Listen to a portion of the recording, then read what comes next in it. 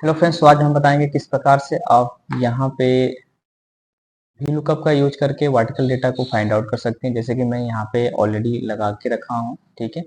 और ये जो फार्मूला है हम किस प्रकार से लगाएंगे यहाँ पे आप ये यहाँ पे देख सकते हैं, ठीक है। तो अगर मैं यहाँ पे इसको मैं डिलीट कर लेता हूँ यहाँ पे, और यहाँ पे फार्मूला लगाना है मुझे वी लुकअप। लुकअप वैल्यू आया, लुकअप वैल्यू हमारा M62 है, कॉमा करेंगे। टेबल एरे के अंदर हमें जो हेडर है, हेडर को नहीं रखना है, ओनली फॉर डेटा को सिलेक्ट करना है। उसको F4 से फिश कर लेंगे, कॉमा करेंगे। अब यहाँ पे कॉलम इंडेक्स नंबर पूछ रहा है, तो अगर हम किसी एक पेट्रोल का देना चाहेंगे तो हम दे सकते हैं अदरवाइज, लेकिन मुझे यहाँ पे नेम, एज और इंटरेस्ट को भी देना है साथ में, तो यहाँ पे मुझे एयरली ब्रैकेट यूज करना पड़ेगा शिफ्ट दबाकर।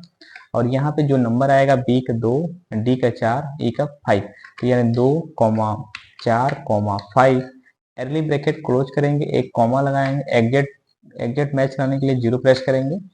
और इसके बाद हम इसको एंटर प्रेस करेंगे, लेकिन हमें ध्यान रखना है एंटर प्रेस करने से यहाँ पे डेटा तो हमारा फाइंड हो जा रहा है, बट नेक्स्ट वाला डेटा को अगर हम इसको नेक्स्ट करें, इसको ऐसे ड्रैग डाउन करें, तो ये एनए का एरर आ रहा है। इसके लिए हमें क्या करना पड़ेगा, ऐसे सेलेक्ट करेंगे, F2 प्रेस करेंगे, ठीक है।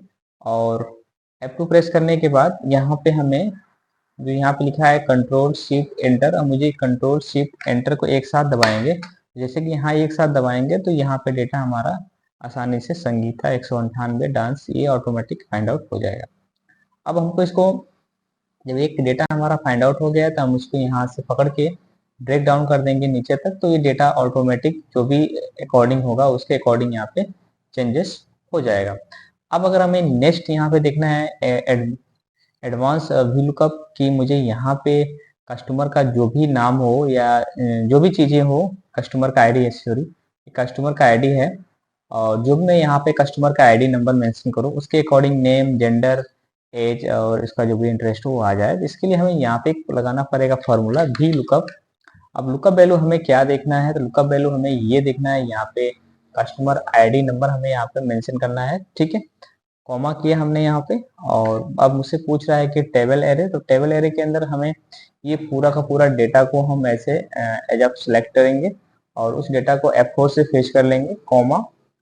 अब मुझसे पूछ रहा है कॉलम इंडेक्स नंबर, तो यहाँ पे हमें कॉलम इंडेक्स नंबर का एक फॉर्मूला लगाना पड़ेगा, ठीक है। इसके लिए हम यहाँ पे कॉलम लगाएंगे, टैप करेंगे। अब रेफरेंस हमें हम ये जो हेडर है, हेडर को दे देंगे, ठीक है। ब्रैकेट को क्लोज करेंगे एंड एक बाद कॉमा लगाएंगे। एग्जिट के लिए हम यहाँ पे 0 को प्रेस कर सकते हैं। एंड यहाँ पे हम जो हमने यहाँ पे कॉलम लगा के रखा है उनको भी हमें यहाँ पे फिश करना पड़ेगा, ठीक है। एंटर करूंगा तो यहाँ पे देखिए कि तो जो डेटा हमारा वो कस्टमर आईडी के अकॉर्डिंग आ चुका है, ठीक है।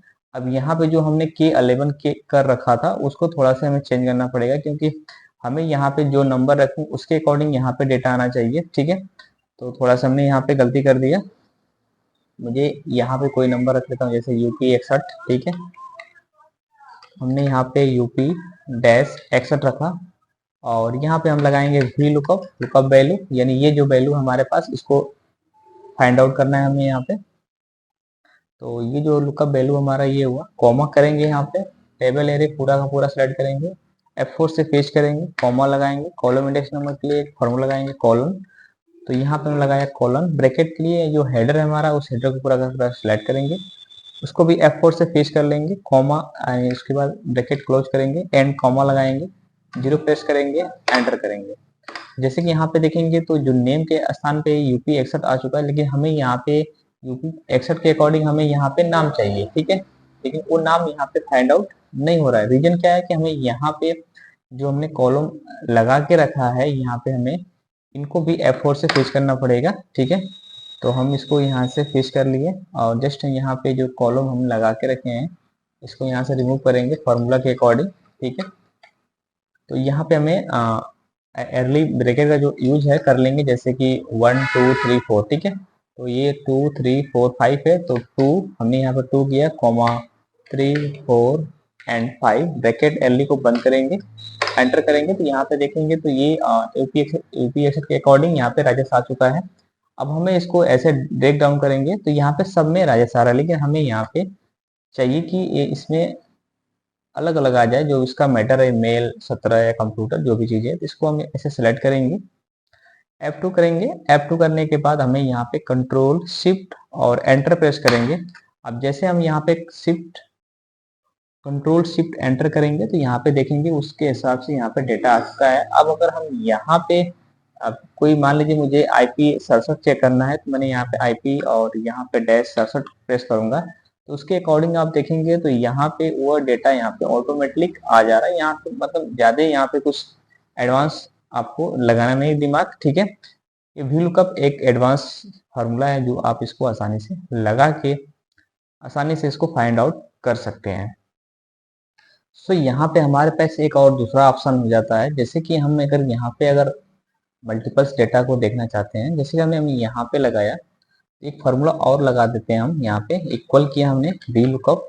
अब लुकअप वैल्यू हमें ये देखना है कि लुकअप क्या देखना है, तो मान लीजिए लुकअप मुझे UP61 का डेटा देखना है एग्जांपल के लिए, तो मैंने इसको यहाँ पे क्लिक किया फॉर एग्जांपल के लिए, और उसको F4 से पेश करूंगा, कॉमा किया हमने, लुक टेबल एरे, यानी हम पूरा का पूरा डेटा को टेबल एरे करना है, इसको बाद F4 से पेश करना है, कॉमा किया, कॉलम इंडेक्स नंबर, यानी कि यहाँ पे एक कॉलम का फॉर्मूला हम यहाँ पे अप्लाई करेंगे, ठीक है। जैसे कि हमने यहाँ पे कॉलम अप्लाई कर रहा हूँ COL करके, ठीक है, कॉलम आया, और इसको भी रेफरेंस हम इस सेम रेफरेंस देंगे हम यहाँ पे, ठीक है।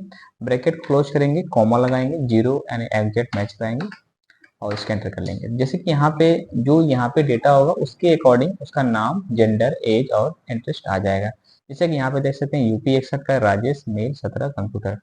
अगर मैं यहाँ पे सपोज मुझे S64 का देखना है डेटा, ठीक है, तो उसके लिए थोड़ा सा हमें यहाँ पे एक फंक्शन का यूज करना पड़ेगा। जैसे कि मैं यहाँ पे इसको एक हेडर मान लेता हूँ फॉर एग्जांपल के लिए, मैंने इसको यहाँ पे, ठीक है, और मैं यहाँ पे एक लिस्ट अप्लाई कर लेता हूँ। जैसे कि लिस्ट अप्लाई करने के लिए हमें यहाँ पे डेटा पे जाना पड़ेगा, डेटा वैलिडेशन, ठीक है, डेटा पे आना पड़ेगा, यहाँ पे लिस्ट।